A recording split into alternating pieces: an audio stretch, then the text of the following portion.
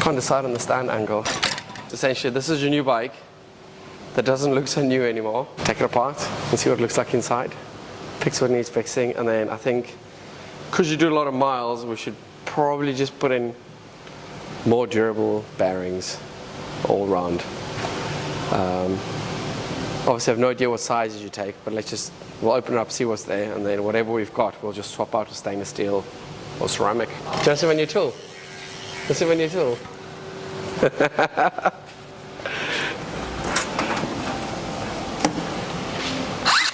I've had to buy this because of the SRAM cranks. Obviously yours probably won't be seized in, but most others.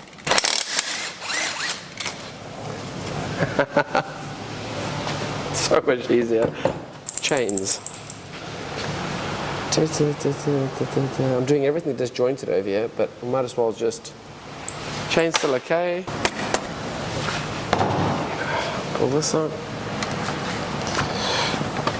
There we go. Can't believe this bike's only like a month old. Bottom bracket is still spinning, but you can feel it's starting to... this side's gone. You can hear it.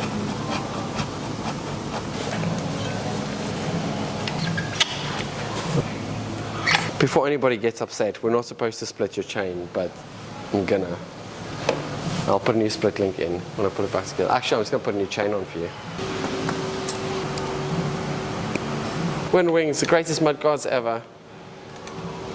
Comes in, goes off, goes back on really easily. Stuff you put your bikes through. Jesus. Everything is just like properly stuck in.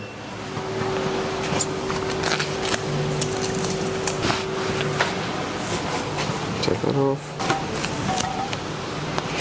Hanging off them bars, trying to keep up with David Miller.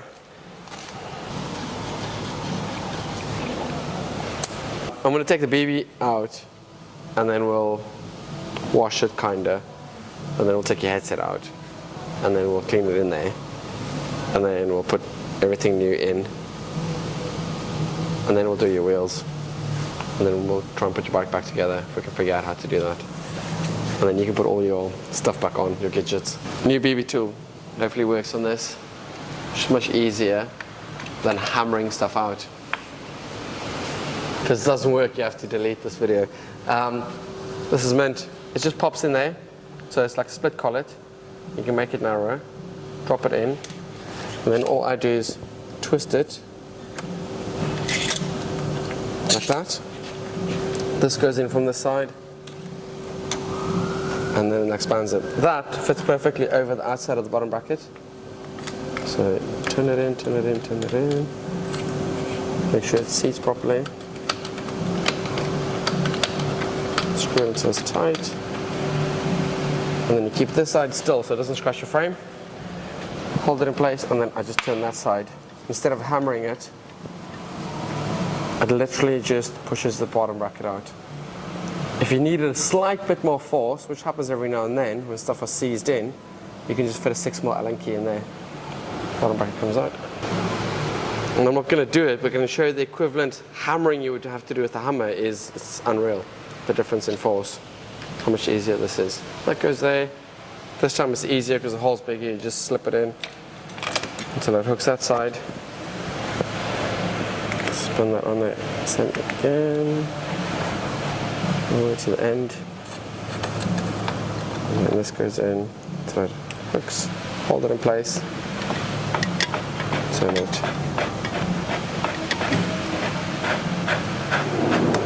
Comes out. These interior tools are just so much better. It makes me sad to think the years I've been suffering before this. Look at that. Kenya's finest mud. Cow shit. Do you like my tool that I've built for this? Make it easier, because then everything is just like in different spaces. I know exactly what to take. Okay, I'm just going to give this a quick rinse.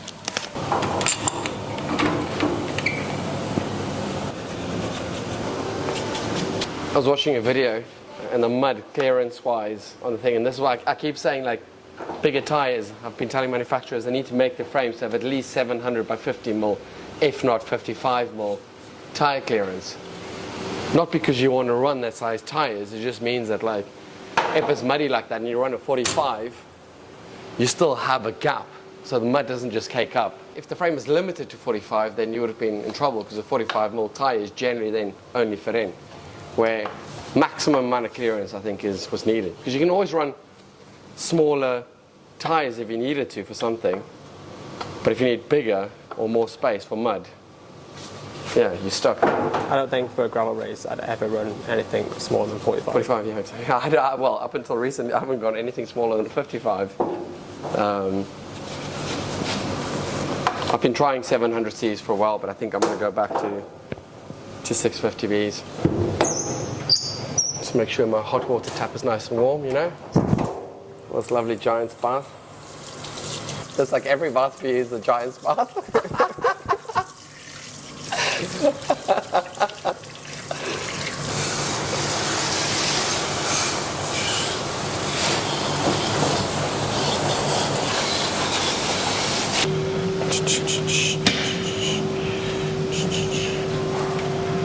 These little clips, man, I just think are the most useless things ever. Gone. Take that. Just because there's pad left on there, Joshua, doesn't mean there's pad left on there. You can't use all of the brake pad. Also, why are you only using the bottom half of your pad, not the top bit? Remember your brake pads from your China trip bike? Yeah. Like, I don't think there's like backing plates left on it. These pads are honestly, I mean, like, they're just so good. What pads are they? So these are Swiss Top RS. They do a more expensive pad. Don't waste your money on that nonsense. Just buy these ones, the yellow boys. They make no noise. Piston spreader. Pick it up. For your bottom bracket, we've got two options. We can put XD15 in, which will come with a lifetime warranty. I know it'll never wear out. You never have to service, you don't have to do anything with it. But because you've got nothing big coming up and over winter, I actually want to test out the stainless steel one instead. It's cheaper, but it's 440C grey stainless steel. They're about to change the warranty on these as well. They're going to come with a really long warranty. And I just think it would be quite good to see what you can do to it. If we weren't doing what we're doing, XT15 just works better for you because it's just fit, forget, and never worry about it again. But realistically, I'm quite interested to see how long this lasts.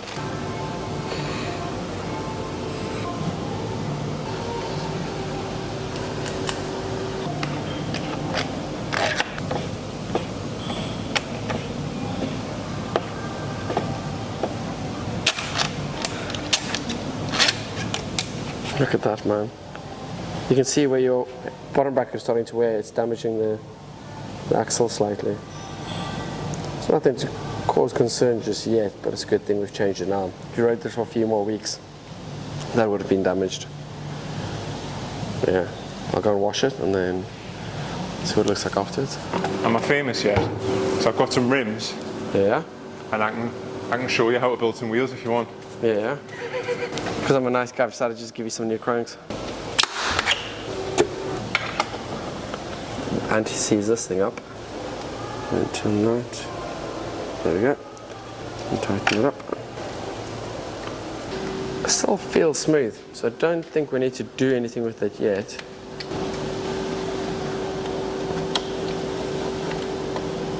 So we just put that on there, so we know that that's your right-hand side hose. So that's a massive plus point for this Giant, even though when the bike's built up, it looks very integrated. It's not going to cost you any money because we're never going to really have to cut your hoses to do stuff to it. All of this will just pull through like a normal headset. It's a slight bit of extra work, but it's nothing that I'm worried about. So we can take this out, take your headset bearing off. We can clean this properly.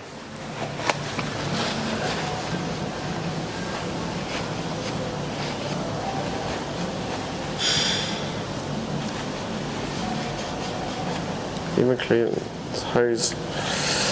I like that. Honestly, good job, Giant. That is actually, yeah, Thank you. Makes my life easier. Generally speaking, these run through the bars and then the nuts don't fit. If they just made all the holes big enough that it all can pull through together, then you can take it apart and put it together. But most of the time we have to cut it. So you can only cut the hose so many times before the hose is too short, and then you have to redo all of that as well. Essentially you want to put as little tight, well, as little torque through it as possible. All you want to do is load the bearing slightly. Generally speaking, on these is like 1 to 2 Newton meters. I think the only exception is the older Look 795 is something like 12 Newton meters, which is wild. But yeah, it'll be different for these ones. Obviously, they have a torque rating. It's usually written on the stem. This one's 5.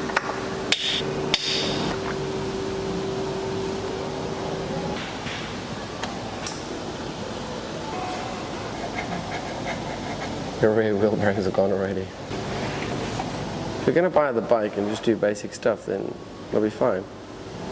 But if you are going to start doing like crazy stuff, then you have to kind of expect things to wear out.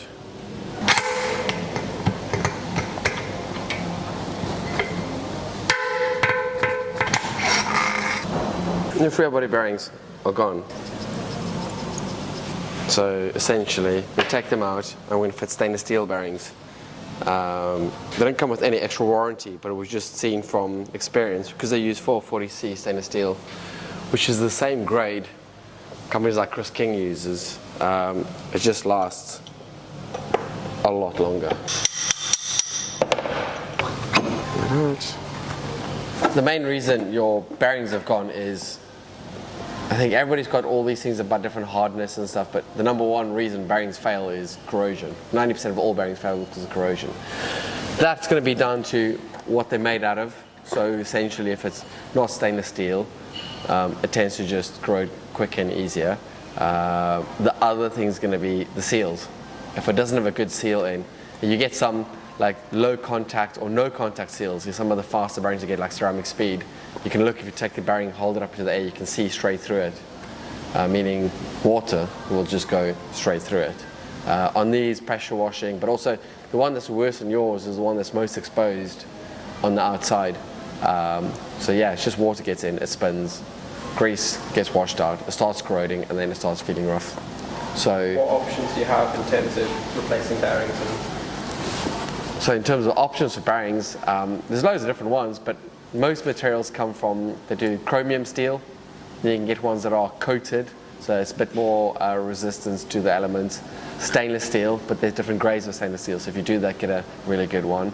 You can get ceramic bearings, but generally speaking, only the balls are ceramic. The racers will be either chromium steel or stainless steel, but if it's stainless steel, it's quite soft, so if it is stainless steel, the hardness of the balls will tend to cut holes into them. So we like XT15 for ceramic, but that's a nitrogen infused stainless steel they use. It makes it incredibly hard, so the balls don't damage it, and it doesn't need any servicing, anything doing to it. That's what I've got on my bike. Been running them for about 3 years now. Yeah, it's still perfect. But for your bike, I'm keen to see how long stainless steel is going to last. It will corrode eventually. It's not 100% proof, but it should last a lot longer than the month you got out of normal chromium steel bearings. This one goes.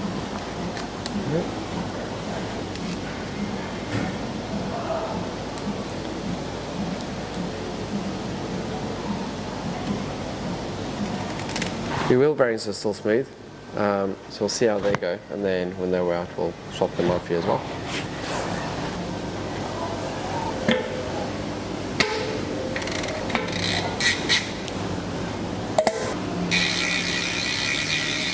More grease in there.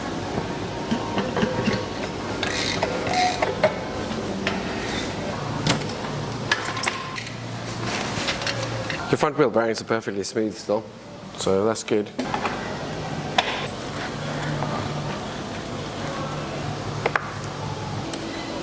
One side on, strapped through.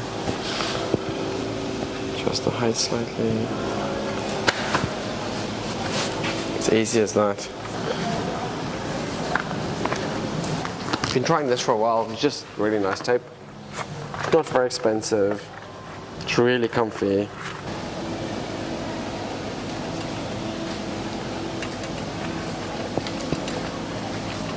Let's split the tape up into like threes. So it's quite a good measuring indicator for you to wrap it. I don't like doing figure of eight, which most shops do. So I start essentially from the bar end, and then you start rolling out, and you try and keep everything 2/3 out and open, 1/3 covered. When you get to the curve of the bars, it becomes harder, and you have to write a slight bit tighter, just so that you're not got holes at the bottom, like there's about to form over there. And then when I get to the back plate, I just use a bit of the handlebar tape to cover that up. And the reason for this instead of figure of eight is it means you start doing figure eight, you go around there quite a few times, and you just make it a lot thicker over there. So if you've got small hands, it's much harder to reach the levers than if you wrap this way. And if you've got really tiny hands, I actually recommend not fitting this at all. Just leave it open. Cosmetically, it doesn't look as nice, but in terms of on the drops to get to the brakes, it's much, much easier. Your hands are actually quite big.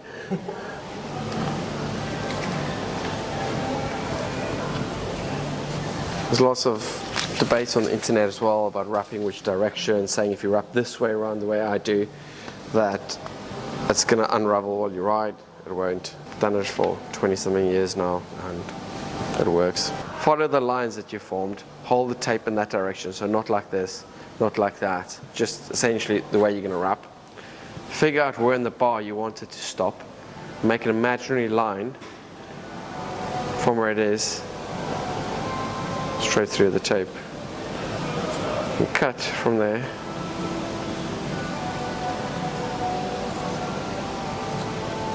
To there. And then when you wrap around, essentially that will form a neat, perfect ending at the end of the bars. Okay.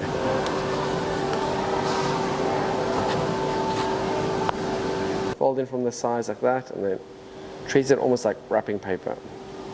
And then if there's a little bit sticking out, use a plug from that end, and then slowly but surely try and fold it in. The main thing we've done today is essentially after your first few months of having this bike, it's been in what? Tuscany, Slovenia, Kenya. Tuscany again, Kenya, the UK. It's just essentially a full service. So take all the bearings apart, look inside of everything, check everything over, replace what needs replacing. We've got 2 new Freer body bearings in, we've got a new bottom bracket in. Your headset's still fine, but your lower headset bearing is halfway worn, so that will need replacing at some point. Got new handlebar tape, because I don't know what you're chewing on the others. And then clean most of it off to look inside, and now make sure your mech hanger is straight, set your gears, and just get it going. You've got new brake pads as well in the rear. Brake pads in the front are still okay. You need to remember, you're going to have to bed that in properly, otherwise it's not going to work. Do some skids. Do not do some skids. So your gears are just slightly out. A few things could cause it, but the first thing to check is your mech hanger. Because that there, essentially if that bends slightly, then your mech doesn't sit straight with the cassette, and then it doesn't matter how much adjustment you do in the gears, it'll never work. They are designed out of alloy to be quite soft, and the whole thing is so that that breaks before your rear derailleur, your frame breaks. Doesn't it? Yes, but you've done loads of travelling and riding loads of wild conditions.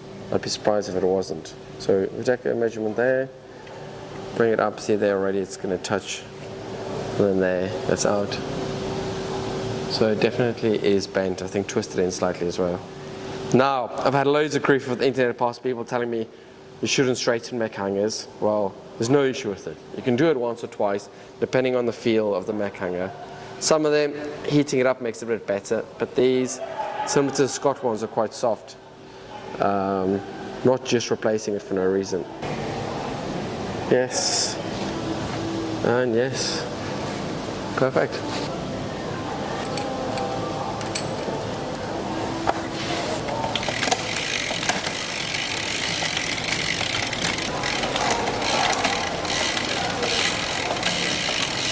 I think from riding in all the mud, your lower jockey wheel is quite worn.